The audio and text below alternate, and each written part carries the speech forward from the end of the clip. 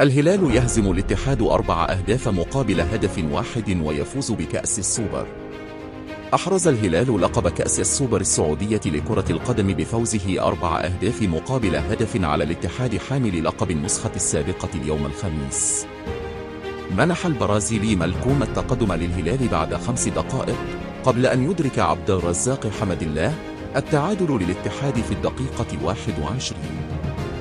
وأضاف سالم الدوسري الهدف الثاني للهلال في الدقيقة 44 قبل أن يعود مالكوم ويسجل الهدف الثالث في الدقيقة 89. وأكمل نصر الدوسري رباعية الهلال في الدقيقة 6 من الوقت المحتسب بدل الضائع.